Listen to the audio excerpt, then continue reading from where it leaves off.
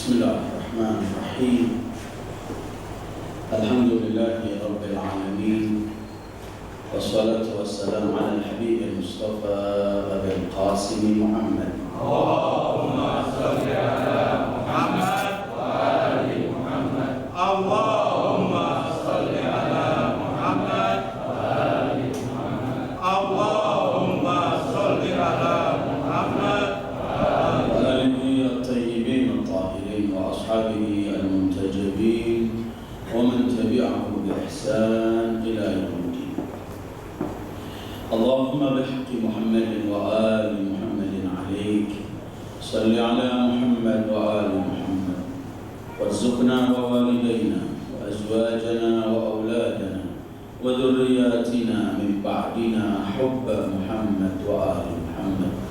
Allahumma ahyina ala dhalik wa amitna ala dhalik واحشرنا في زمرة من أحب محمدا وآل محمد مع محمد وآله يا كريم. أعوذ بالله من الشيطان الرجيم. يسألونك ماذا ينفقون قل ما أنفقتم من خير فللوالدين والأقربين واليتامى والمساكين وابن السبيل وما تفعلوا من خير فإن الله به عليم. كتب عليكم القتال وهو كره لكم وعسى أن تكرهوا شيئا وهو خير لكم وعسى أن تحبوا شيئا وهو شر لكم والله يعلم وأنتم لا تعلمون. صدق الله العلي العظيم. أيها الإخوة السلام عليكم ورحمة الله وبركاته. Waalaikumsalam warahmatullahi wabarakatuh. Kita dahului dengan salawat seperti biasa. Allahumma salli ala nuril anwar Allahumma salli ala nuril anwar wa sirril asrar wa sirril asrar wa tiryaqil aghyar wa riyadil akhyar miftahi babil yasar sayyidina Muhammadin al-Mukhtar sayyidina Muhammadin al-Mukhtar wa alihi al-athhar wa alihi al-athhar wa ashabihi al-akhyar ashabihi al-akhyar adada ni'amillahi wa ifdalihi.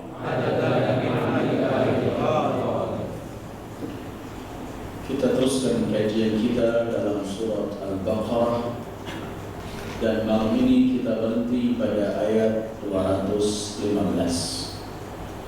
Yang akan kita kaji insyaallah malam ini 215 dan 216. Pada 214 yang lalu kita bicarakan bagaimana Allah menjelaskan mengenai nilai dan harga surga. Bahwa surga itu bukan hanya dengan angan-angan, tetapi surga itu akan diperoleh bagi mereka orang-orang yang telah siap menghadapi apapun demi sampai kepada surga. Massatuhumul ba'sa'u wad-dharra'u wa zulzilu. Mereka digoncangkan oleh bermacam-macam keadaan, menghadapi bermacam-macam tantangan dan rintangan, dan mereka sabar. Kesabaran yang ada pada mereka itu karena mereka melihat apapun rintangan dan tantangan ini nilainya tidak berarti dibanding surga yang Allah janjikan. Hanya bagi mereka kemudian Allah akan berikan surga. Maka pada ayat ke-215 yang akan kita kaji malam ini berkaitan dengan al-infaq, mengeluarkan sebagian harta kita. Dalam Al-Quran ini dan pernah kita kaji ketika kita sampai kepada yas'alunaka 'anil ahillah, bahwa para sahabat Rasul pernah menanyakan bermacam-macam masalah kepada Rasulullah. Ibnu Abbas menghitung perkiraan ada 15 yang direkam oleh Al-Quran dengan yas'alunaka, mereka bertanya kepadamu, kemudian Rasul memberikan jawaban. Salah satu yang ditanya mereka ialah berkaitan dengan berinfak atau mengeluarkan harta bersedekah. Dalam buku-buku tafsir disebutkan mengenai sebab nuzulnya surat ayat 215 ini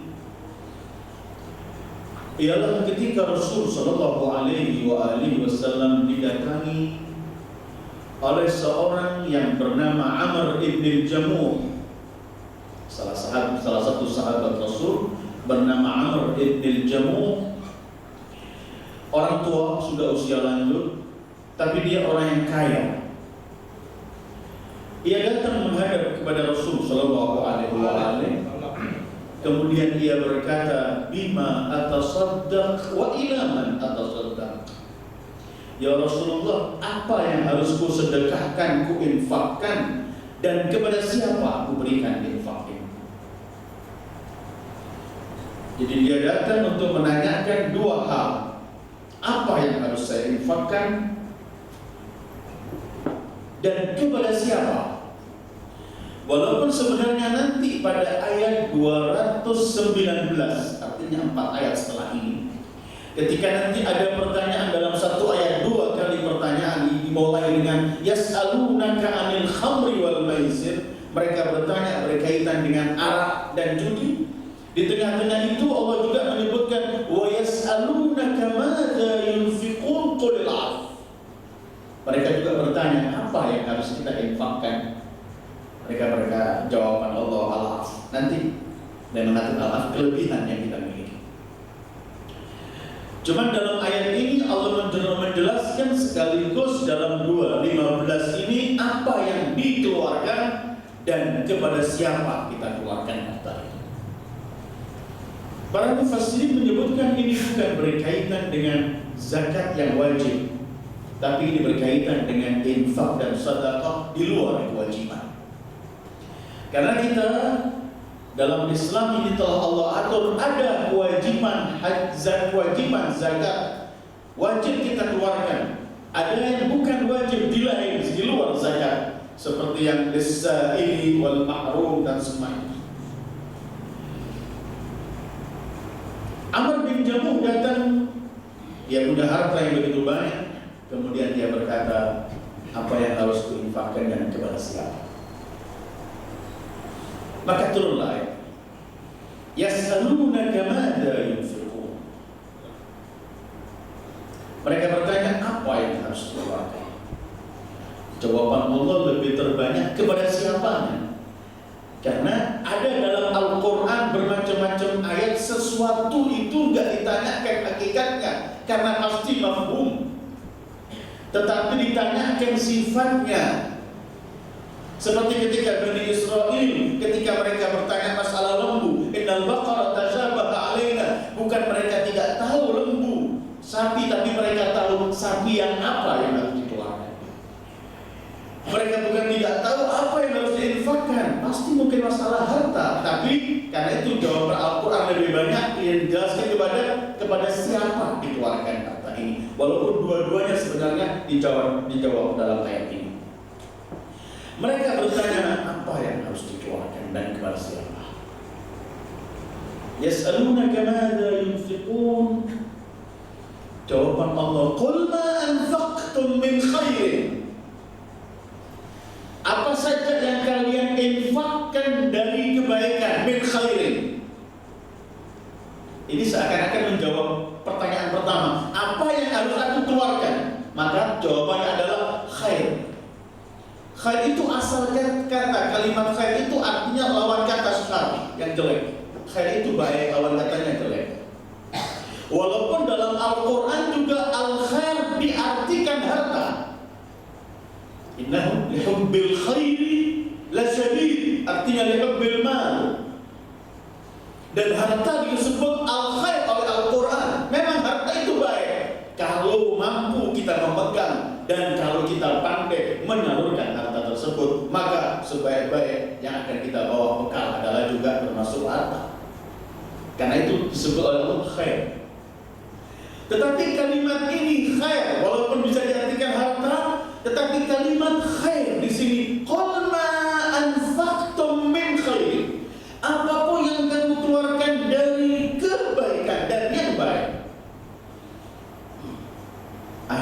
ayat ini memberikan pengertian kita lebih luas daripada cuma harta. Apapun yang sifatnya baik dan akan diambil manfaat untuk orang lain kebaikan itu, maka itu termasuk sedekah. Bisa pemikiran yang kita berikan, bisa solusi dan jalan keluar ketika kita berikan pada seseorang, bisa berbentuk harta. Karena itu sampai-sampai Rasulullah menyebutkan wa tabassumuka fi wajhi akhika shadaqah. Kamu senyum di hadapan saudaramu shadaqah. Karena itu kamu sudah memberikan kebaikan. Tetapi kalimat ini perlu kita renungkan. Qul ma anfaqtum min khairin. Kalau itu kita artikan lebih luas, bukan cuma harta, apapun yang bentuknya baik itu perlu kita infakkan. Ilmu, apa saja, bantuan, tenaga, dan sebagainya. Tetapi ketika kita berbicara harta, karena khair juga diartikan harta, ayat ini memberi isyarat dalam sekali. Artinya apa? Allah ingin menyebutkan kalau mau berinfak, berinfaklah dengan sesuatu yang baik. Jangan nasi sudah basi kita kasihkan orang, bukan khair. Jangan baju yang tidak bisa dipakai lagi kita kasihkan orang, bukan khair. Tetapi kalimat wa ma anfaqtum min khairin, akan saya bacakan 2 ayat mungkin lebih yang memberi isyarat bahwa kalau mau memberi sesuatu, beri yang baik. Seperti Allah berfirman, a'udzubillahi minasyaitonir rajim. Lan tanalul birra hatta tunfiqu mimma tuhibbun. Kamu tidak pernah akan memperoleh, mencapai, menggapai kebaikan yang sebenarnya sebelum kamu menginfakkan apa yang kamu senangi.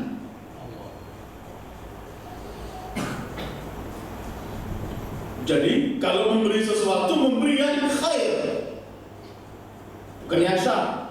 Atau di ayat yang sama, nanti kita akan sampai dalam surat Baqarah yang sama, Allah juga gambarkan itu. Kalau kita memberi, maka berilah sesuatu yang baik. Allah berfirman begini, a'udzubillahi minasyaitonir rajim, dalam surat Al-Baqarah 267. Kalau tadi saya bawa lan tanalul birra hatta tunfiqu mimma tuhibbun dalam Ali Imran. Ini kita ingat ayat ini kepada Siti Fatimah Zahra, yang ketika Allah mensifati ketika beliau memberikan makanannya dibuka ketika beliau berpuasa 3 hari nadar, hari pertama, hari kedua, hari ketiga, yut'imuna ta'ama ala hubbihi miskinan, pada orang miskin, yatiman, anak yatim, wa asira, kepada tawanan. Allah sebutkan ala hubbihi, artinya beliau masih senang, masih enggak memiliki lagi, masih senang dengan makanan ini, bukan sesuatu yang sudah basi. Wa ma anfaqtum min khair. Katanya Siti Fatimah itu ketika diberikan mau hari pernikahan beliau, ketika Rasulullah telah memberikan baju untuk hari pernikahannya, ketika mau dibawa hari pernikahan, hari hanya mau dibawa ke rumah rumah Imam Ali, mana istri-istri Rasulullah sudah memaisi merawat Siti Fatimah Zahra. Ketika mereka bertanya, mana baju yang telah dipersiapkan ayahmu wahai Fatimah, beliau diam saja. Ketika mereka memaksa, mana yang Fatimah tadi dipersiapkan oleh ayahmu, kemarin kita semua tahu. Siti Fatimah sambil menundukkan kepala, beliau bersabda, beliau berkata, tadi ada orang mengetuk pintu, kemudian dia minta sesuatu kepadaku. Ketika aku ingin mengambilkan baju yang biasa kupakai, di saat aku mengambil baju itu, aku teringat firman Allah, lan tanalul birra hatta tunfiqu mimma tuhibbun. Engkau tidak pernah akan menggapai kebaikan sampai engkau menginfakkan yang paling kau senangi. Kata Siti Fatimah, demi Allah, aku tidak menemukan baju yang paling ku senangi seperti baju ini. Karena ayat itu aku berikan kepada orang lain. Alaihi wassalatu wassalam. Allahumma sholli ala Muhammad wa ali Muhammad. Allahumma sholli ala Muhammad wa ali Muhammad. Allahumma sholli ala Muhammad wa ali Muhammad. Karena ini isyarat ayat ini, yas'alunaka madza yunfiqun qul ma anfaqtum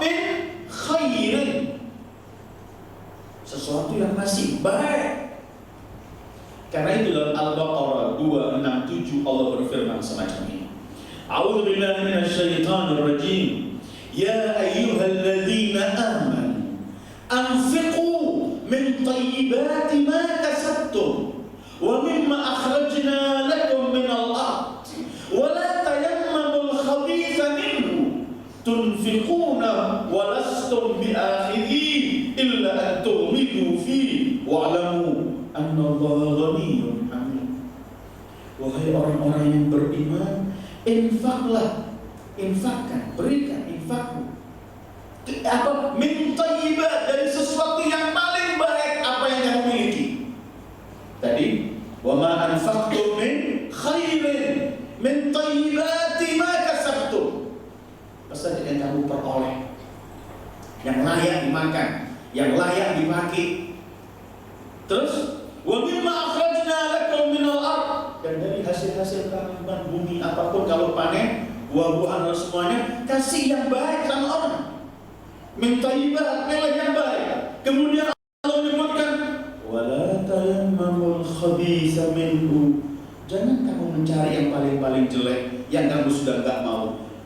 Wala tayammamul khabitha minhu tunfiqun, jangan mencari yang jelek-jelek, yang khabith, kemudian kamu infakkan, kamu berikan orang lain, sementara walastum bi'akhidhihi illa an tughmidu fi, sementara barang yang kamu berikan pada orang itu kamu sendiri gak mau makannya, gak mau memakainya, melihat pun gak mau memejamkan mata. Terus Allah akhiri begini, wa'alamu annallaha ghaniyyun hamid, ketahuilah Allah maha kaya, maha terpuji. Jangan memberi seseorang yang sudah tidak layak dimakan. Kadang-kadang sadar atau nggak sadar orang berkata, ambil, makanlah, sudah gak ada yang makan lagi. Ini bukan bahasa yang indah. Ini bahasa ingin membuang di tong sampah. Tetapi Al-Quran memberikan isyarat pada 215 ini, yas'alunaka madza yunfiqun qul ma anfaqtum min khairin. Khair bisa diartikan harta, tapi mutlak diartikan segala sesuatu baik yang bisa diambil manfaatnya untuk orang lain, sekaligus sebagai isyarat kalau memberi, berilah yang masih khair, yang masih baik. Yas'alunaka madza yunfiqun qul ma anfaqtum min khair. Ini kalau pertanyaan pertamanya, apa yang harus kuberikan? Maka jawaban Al-Quran, berikan yang terbaik, yang baik. Pertanyaan kedua, orang yang tadi datang itu sahabat Rasul bernama Amr bin Jamuh. Pertanyaan keduanya, kepada siapa aku infakkan? Kalau pertanyaan pertama tadi, apa yang kukeluarkan, yang kusedekahkan? Dan dijawab oleh Allah. Mutlak gambarannya ya. Yang penting sesuatu yang masih baik. Tetapi kepada siapa? Falil walidain wal aqrabin wal yatama wal masakin wa ibnis sabil. Kalau mau berinfak, pertama lihat kedua orang tua terlebih dahulu. Ini bukan urusan wajib, ini bukan urusan zakat, ya di luar zakat. Karena kalau kita mampu, orang tua kita nggak mampu, kita nggak beri zakat, uang zakat kita untuk orang tua tidak, karena orang tua kewajiban kita berikan. Di luar zakat, karena orang tua nggak boleh menerima zakat dari kita. Mereka wajib menerima bantuan kalau mereka miskin dan mereka memerlukan. Termasuk kewajiban yang harus kita keluarkan. Tetapi ini bicara di luar masalah zakat, masalah infak, memberikan hadiah, pemberian, sedekah dan semuanya. Kalau kita punya kelebihan, maka setelah kalau mau berinfak, beri yang baik, sekarang pada siapa? Lil walidain wal aqrabin. Pertama kepada kedua orang tua, kedua baru kepada kerabat, ketiga baru anak-anak yatim, keempat baru orang-orang miskin, Kelima baru ibnu sabil, orang yang merantau kehabisan bekalnya, gak bisa pulang ke negerinya atau ke desanya atau ke kampungnya, maka dia layak. Tetapi coba perhatikan urutan ini. Dunia kita adalah dunia yang selalu terbalik kadang-kadang. Orang sukses di kantornya, senyum, ramah, tamah, enak sama orang lain, sama keluarganya menjadi orang yang paling keras. Orang di luar sama orang lain baik, semua mendapatkan kebaikan darinya. Orang tuanya, istrinya menderita dari dia. Ada urutannya. Kalau ayat lain Allah berfirman, al-aqrabuna aula bil ma'ruf. Orang-orang kerabatmu yang lebih layak untuk mendapatkan kebaikan darimu.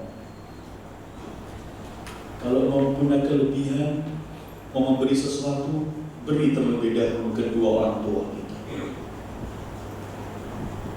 Apalagi kalau orang tua kita ini memang membutuhkan, memerlukan. Al-Imam Ja'far Shadiq kalau menasihati, jangan sampai kamu jadikan orang tuamu memerlukan sesuatu kepadamu. Jangan sampai. Artinya cukupi sebelum dia memerlukan sesuatu kepadamu. Karena ada orang tua, walaupun dia memerlukan sesuatu, dia tahan dirimu. Lihat sama. Baru tadi pagi saya dengar ada orang tua yang sudah usianya 94 tahun. Semua anaknya sudah seperti nggak mau menerima, capek merawat dia. Anaknya selama keberatan, anaknya sini keberatan. Kadang-kadang orang tua itu tidur di masjid. Padahal dulunya dia semua yang melakukan. Orang tua dua, ibu dan ayah. Atau salah satunya meninggal, orang tua tinggal satu, masih bisa merawat 10 anaknya dia sendiri. Tapi anak 10 belum tentu mampu merawat orang tua kadang-kadang. Walhamdulillah. Wa ma anfaqtum min khairin falil walidain. Orang lain kita berikan kelebihan, kita manjakan, kita beri semua. Orang tua kita menderita. Ada yang mulai sukses sedikit, orang tuanya jadi membantu di rumahnya. Ingat nasihat Imam Ali Zainal Abidin, apapun prestasi yang kamu peroleh, apapun kesuksesan yang kamu peroleh, ingatlah bahwa kamu itu tadinya tidak ada kalau bukan orang tuamu. Maka semua prestasi itu adalah milik dia. Karena tanpa dia kita nggak wujud di sini, kata Imam Sajjad sallallahu. Falil walidain, punya kelebihan beri kepada orang tua, kedua orang tua kita. Usahakan mereka tidak sampai memerlukan sesuatu dari kita, karena kita sudah usaha memenuhi mereka sebelum mereka memiliki keperluan dan kebutuhan. Kedua, wal aqrabin, baru kerabat, famili, terdekat. Rasulullah pernah menggambarkan begini.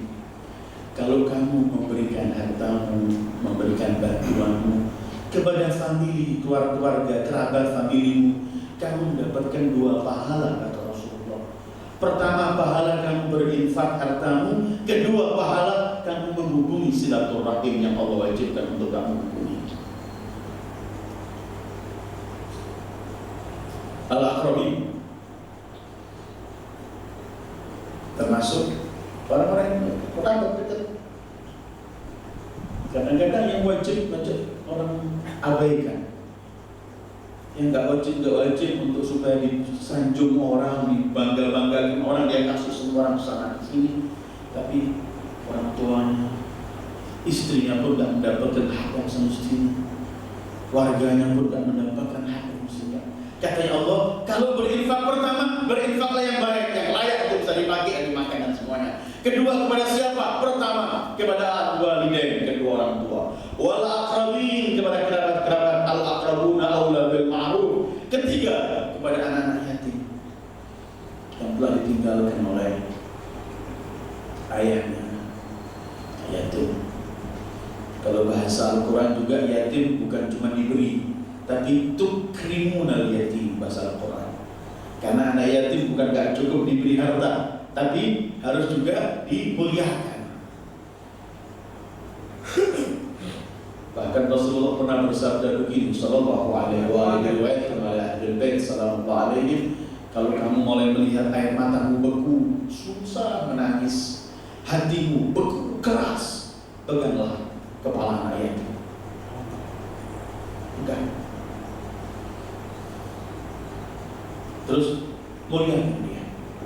Nggak cukup dibantu, tapi dimuliakan. Ada bahasa Al-Quran, tukrimunal yatim. Kalau orang miskin, wala tahaduna ala ta'amil, miskin, orang miskin diberi makan selesai. Tapi anak yatim ikram, dihormati dan cukup.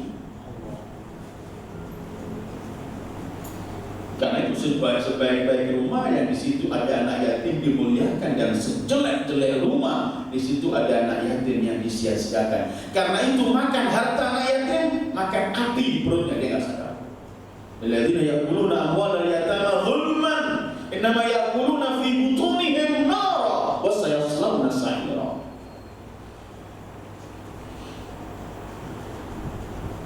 Kalau hati kita nggak tergugah untuk berbelas kasih pada anak yatim, ingatlah, dan itu mungkin mampu untuk menggugah kita. Ingatlah bahwa orang yang paling wajib kita cintai, Sayyidul Wujud Muhammad sallallahu alaihi wasallam, beliau juga adalah anak yatim. Fa'amal yatima walidain al-aqrabi wal yatama. Saya ulangi lagi ya, kebaikan ini tetap infaknya dengan pertama tadi, bahwa harus yang baik. Jadi saya mungkin kembali sedikit ketika membicarakan anak yatim, saya ingin bagaimana memuliakan. Harta yang kita keluarkan harus khair, baik. Seperti yang saya bacakan dari ayatnya, lan tanalul birra hatta tunfiqu mimma tuhibbun wa anfiqu min thayyibat, dan semua itu. Kalau diperintahkan untuk memberi yang terbaik, bukan cuma bendanya yang baik, tapi cara kita memberi juga harus baik.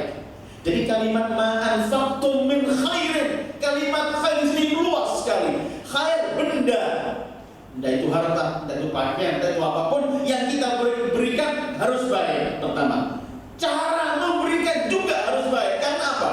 Sesuatunya indah, tapi caranya tidak indah, menjadi sar, jelek, bukan baik. Apa yang harus membuat caranya indah? Kalau memberi, jangan mengungkit, jangan menyakiti yang diberi. Ya ayyuhalladzina amanu la tubtilu sadaqatikum bil manni wal adha. Orang-orang yang beriman, jangan kamu hapus pahala sedekahmu, pahala infakmu dengan alman, mungkin kata orang Jawa, mundat-mundat. Kalau bukan saya bantu kamu nggak makan. Ada kalimat semacam itu biasanya. Kita datang berapa kali kamu minta, capek dia wajahmu.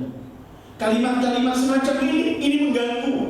Ketika yang kita berikan berapapun banyaknya, dan mungkin indah yang kita berikan dan baik, tetapi menjadi besar bukan baik karena kita sakiti hati orang itu.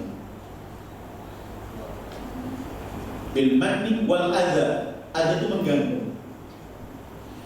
Karena itu Allah berfirman dalam ayat lain, qaulun ma'ruf wa maghfiratun khairun min sadaqatin yatba'uha adza.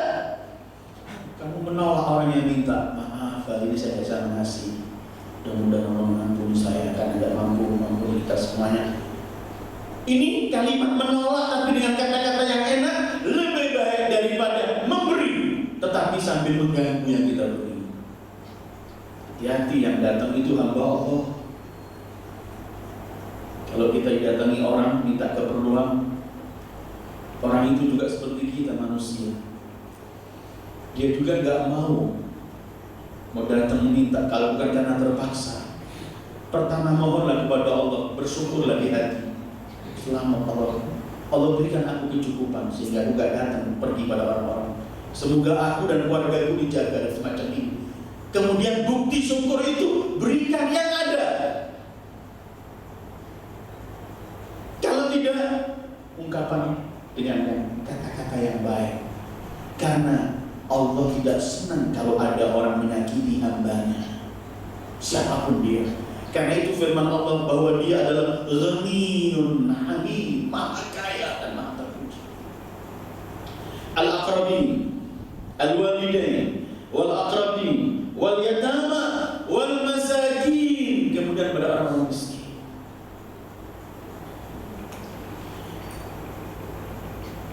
Dan terakhir, wabnis sabil, orang-orang merantau, mungkin di kotanya, di negerinya punya uang, tapi dia merantau kehilangan uang mungkin atau kehabisan bekal. Itu namanya ibnu sabil. Sabil itu kan jalan. Jadi artinya anak jalan, nggak mampu dia pulang. Maka ini kalau kita mau berinfak, yas'alunaka madza yunfiqun, qul ma anfaqtum min khair.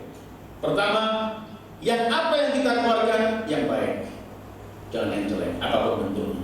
Baik dalam materi yang kita berikan dan juga baik dalam cara yang kita berikan, yang menyakiti yang lain. Mungkin ada yang ketiga dan itu juga penting. Kalimat khair, saya ulangi lagi, mencakup segala sesuatu.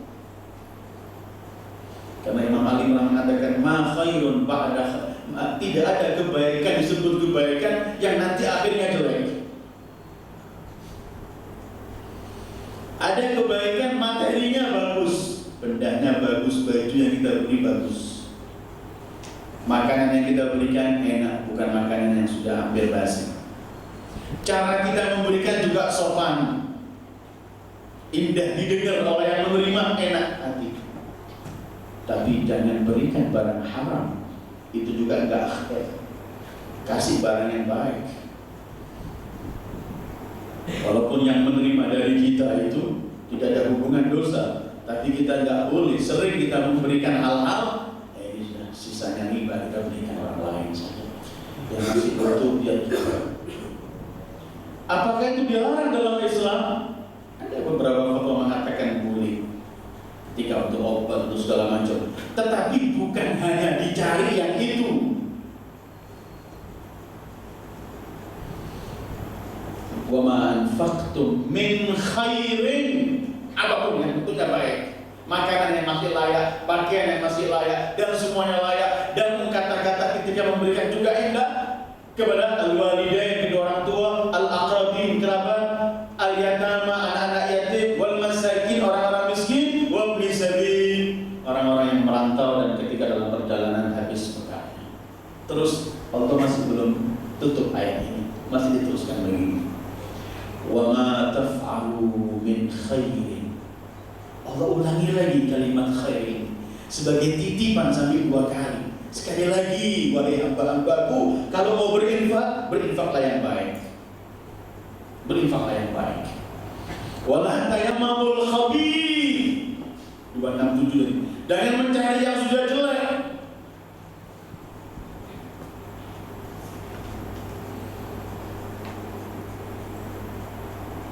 Apakah kemudian kita dilarang memberi yang bekas? Tidak. Yang dilarang itu yang gak layak.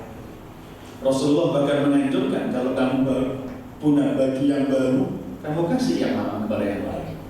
Tapi tetap syaratnya khair, yang masih layak, indah. Wa ma taf'alu min khairin. Allah ulangi lagi bagi titipan. Apapun yang kamu lakukan. Di sini Allah enggak menyebutkan wa ma tatasaddaqu, wa ma tunfiqu. Allah pindahkan dari kalimat ma anfaqtum dengan ma taf'alu. Karena apa?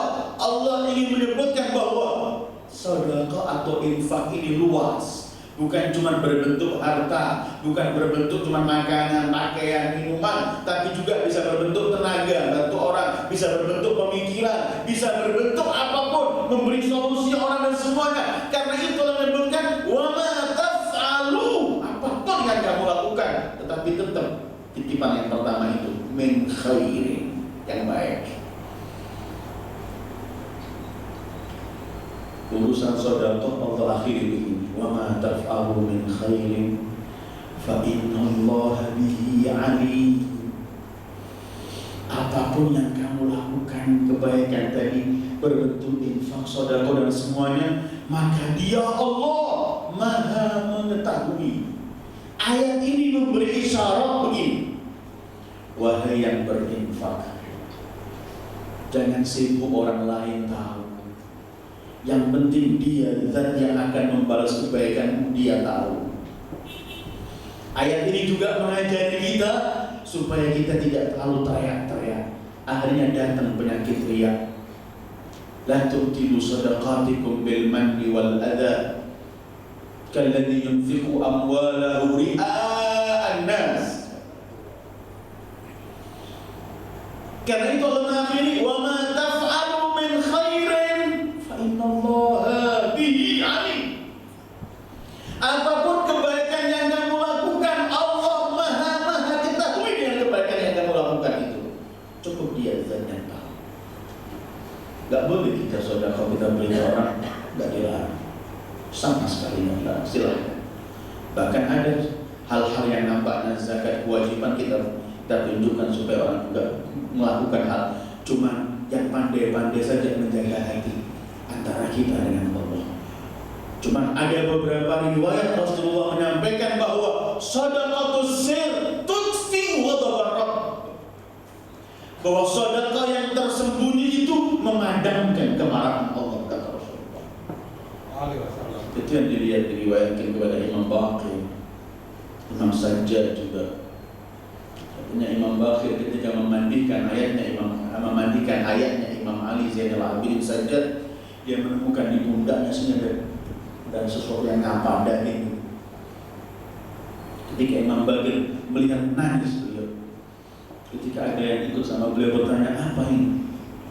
Beliau menangis sambil berkata, ayahku kalau malam keliling dari kampung ke kampung memikul gandum, membawa sendiri tanpa ada orang yang tahu. Ketika beliau wafat, baru ketahuan ternyata yang mengirim tiap malam itu beliau. Salamullah ya. Wa ma taf'alu min khairin fa innallaha bihi. Artinya bil khair yang kamu lakukan, bima fa'alta khairan, dengan apa yang kamu lakukan kebaikan tadi, alim, dia maha tahu. Kalau Anda sedang nabung di bank, gak perlu ada teriak-teriak. Hari ini saya nabung 1 juta, 2 juta, sebarang lain tahu. Gak ada perlunya. Yang penting uang itu tercatat di bank dan gak bakal hilang. Selesai.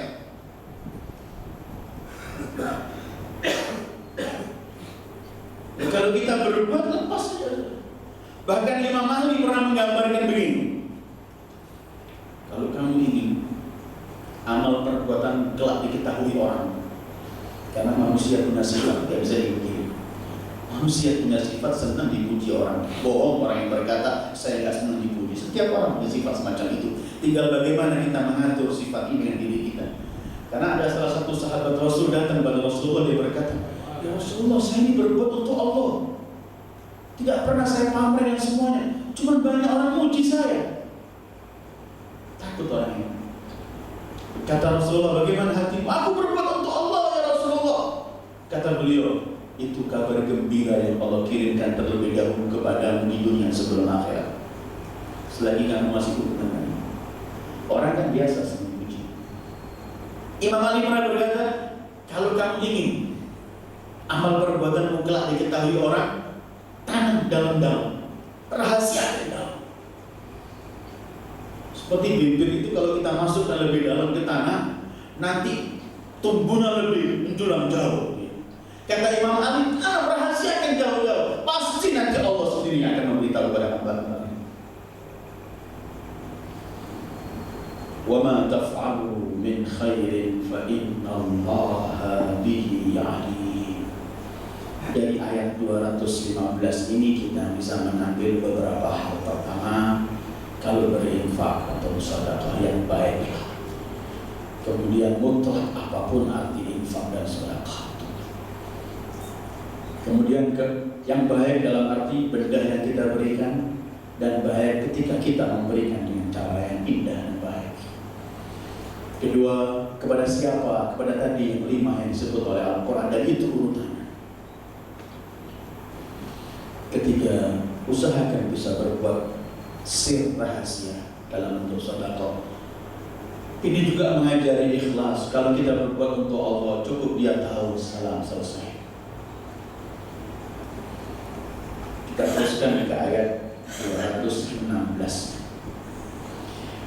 kutiba alaikumul qital wa huwa kurhun lakum wa asa an takrahu syai'an wa huwa khairun lakum wa asa an tuhibbu syai'an wa huwa syarrun lakum wallahu ya'lamu wa antum la ta'lamun. Kutiba, furido, diwajibkan, seperti pernah kita baca, kutiba alaikumus syiyam. Saya ulangi lagi. Kutiba alaikumul qital, Allah wajibkan untuk kalian perang, jihad di dalam Allah, lawan musuh-musuh Allah. Wa huwa kurhun lakum, ini sesuatu yang kamu gak senang. Artinya berat, masyaqqah, kesulitan. Jihad bukan sesuatu yang ringan, berat. Jihad itu Allah kan yang menciptakan diri kita, Allah yang maha tahu apa di diri kita. Ini gak bertentangan dengan mereka orang-orang yang bersama Rasulullah kemudian semangat jihad, tidak takut mati, tidak. Iya, karena mereka sedang mentaati Rasulullah, mentaati Allah, dijanjikan surga, memang semangat. Tetapi sesuatu itu adalah memberatkan. Wa huwa kurhun lakum, masyarakat. Bisa dengan keluarga, bisa dengan harta, nyawa kita teruskan. Sesuatu yang berat, tetapi keimanan yang ada kepada kita, karena kita ingin mencari kerelaan Allah, mendapatkan surga Allah, maka sesuatu yang berat ini akan kita kalahkan dengan keimanan itu.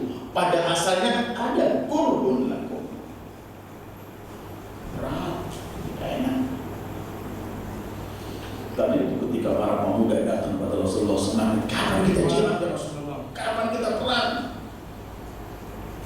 Kata Rasulullah, sallallahu al-afwa wal-afiyah. Jangan minta. La tatamannu, bagi sabda beliau sallallahu alaihi wasallam, la tatamannu liqa'al adu, wassallallahu al-afwa wal-afiyah. Fa idza laqitumuhum fathbutu, fa innal jannata tahta dhilalis suyuf. Kapan jihad Rasulullah? Kapan perang? Kata Rasulullah, jangan ada siapapun dari kalian yang berangan-angan kapan kita perang, kapan kita musuh. Tapi setiap hari mintalah agar kalian diberi keselamatan oleh Allah. Belum tentu ketemu musuh berani. Karena itu termasuk dosa yang besar ialah az-zahf, atau lari dari medan pertempuran, dosa besar. Kata Rasulullah, jangan kalian mengangan-angan berharap kapan kita musuh mau perang, jihad. Tapi selalu minta sallallahu al-afwa wal-afiyah, minta agar diampuni dan diselamatkan dari semua ini. Tetapi beliau, kalau nanti kalian sudah dipertemukan Allah menghadapi musuh-musuh, maka fathbutu, bertahanlah, tabahlah, kokohkan, kuatkan. Kenapa? Fa innal jannata tahta dhilalis suyuf. Pedang itu, surga itu di bawah pedang. Kalau di rumah, surga di bawah telapak kaki ibu. Tapi di medan pertempuran, surga adalah tahta dhilalis suyuf. Tetapi Rasulullah mengatakan, jangan minta kapan bertemu musuh. Sallallahu al-afwa wal-afiyah.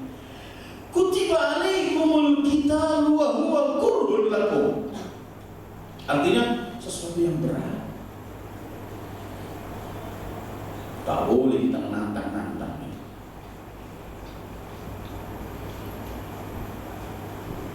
Allah wajibkan untuk kalian jihad, perang, dan itu yang berat untuk kalian.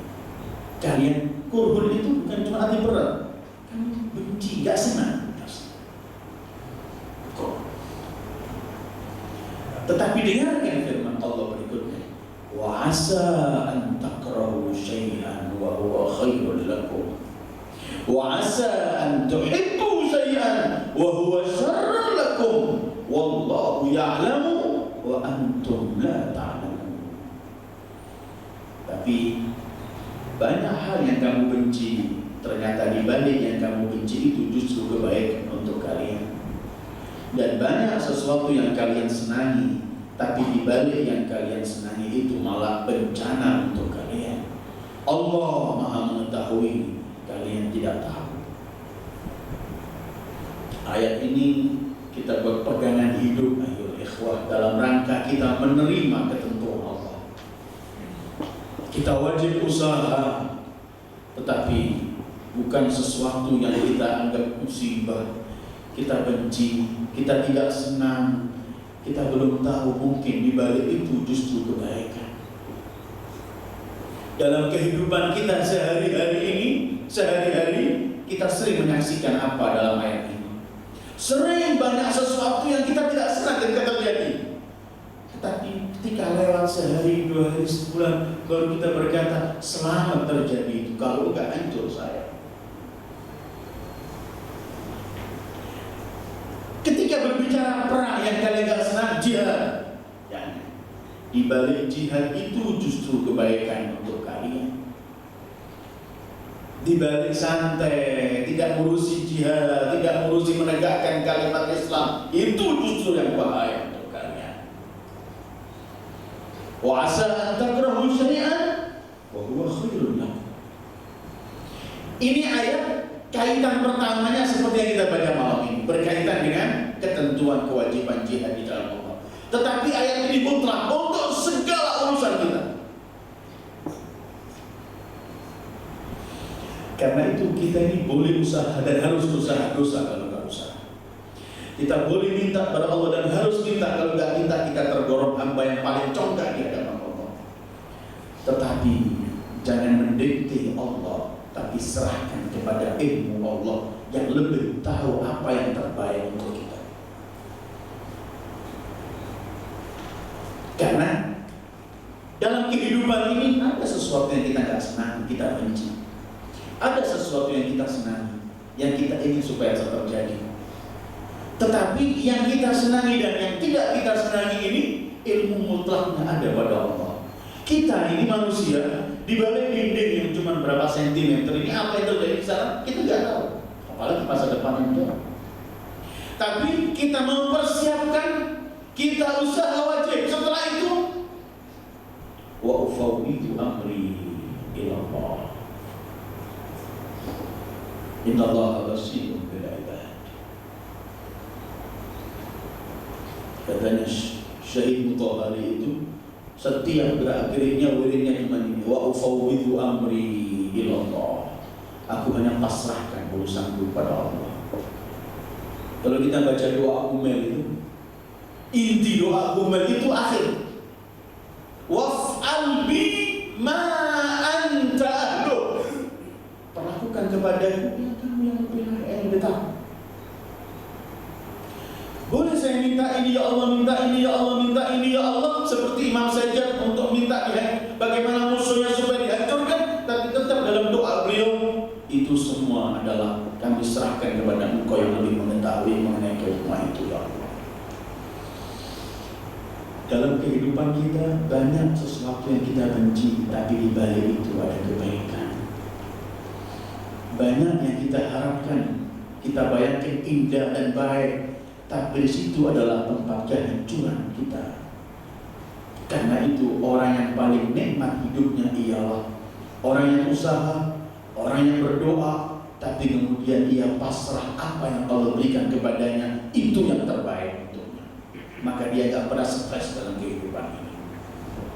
Ini yang diajarkan oleh Al-Imam Al-Baqir ketika beliau berkata, demi Allah, kalau besok pagi aku bangun dari tidurku, kemudian aku sakit atau sehat, aku kaya atau miskin, aku memiliki apa yang kuinginkan atau aku nggak memiliki, tetap aku bersyukur kepada Allah dengan keyakinan bahwa Dia Allah tidak pernah memberikan kepadaku kecuali yang terbaik untukku. Sekarang ini di luar banyak orang stres karena dia yang mau mengatur, sementara yang mengatur dia nggak tahu dirinya, dia mengendalikan dirinya tidak tahu, kemudian dia mau mengatur segala urusannya. Terus apa kita nggak perlu punya rencana, nggak perlu mengatur? Perlu punya rencana, perlu usaha, tapi tetap pasrahkan kepada tadi itu.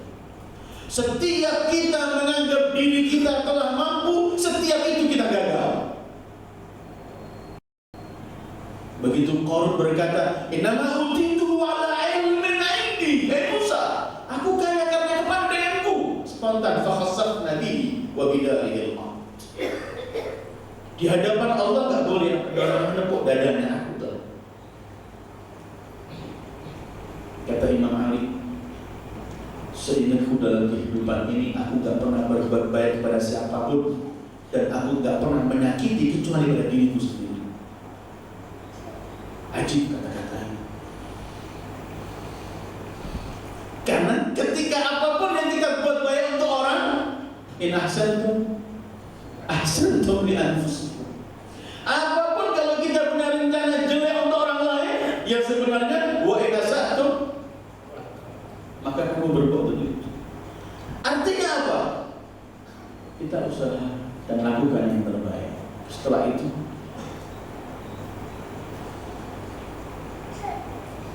jangan kita mendikte, tapi pasrah. Banyak hal yang kita benci, tapi di situ kebaikan. Kalau sampai pada tingkat-tingkat tertentu, orang yang punya maqam tertentu, para anbiya, para ausia, para aulia, bukan sekedar melihat ketentuan Allah itu yang terbaik, bukan sekedar melihat ketentuan Allah yang baik, tidak, tapi dia melihat semua yang Allah berikan itu yang terindah dalam kehidupan. Silahkan pergi pada Siti Zainab.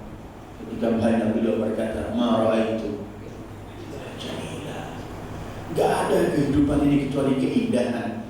Karena Allah yang memberikan semua itu pasti indah. Dan dia Allahu Jamil, Allah Maha Indah, dan tidak pernah memberi kecuali yang terindah.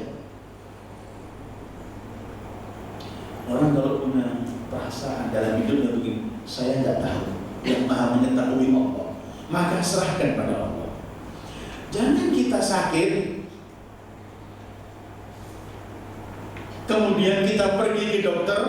Ketika kita pergi ke dokter, kenapa? Karena kita yakin bahwa dokter ini belajar, tahu ilmu orang sakit, apa obatnya. Jangan ketika saya sudah sakit dan saya tahu bahwa yang tahu penyakit saya, obat saya dokter, tapi ketika saya menghadap ke dokter, saya yang mendikte dokter itu.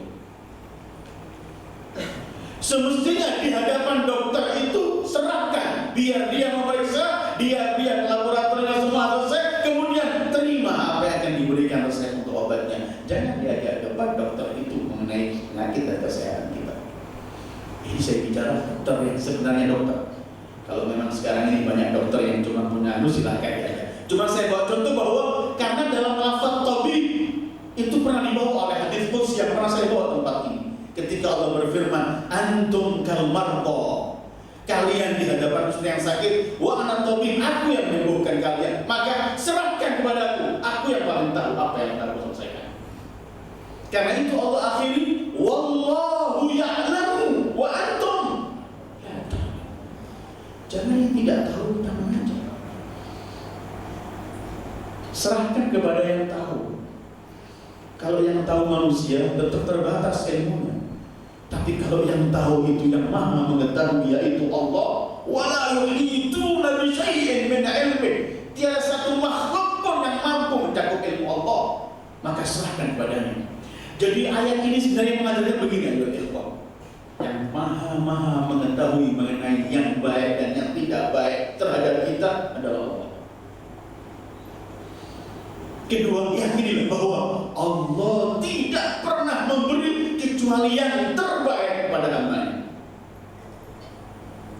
Dan ketiga, yakini bahwa Dia adalah Arhamur Rahimin.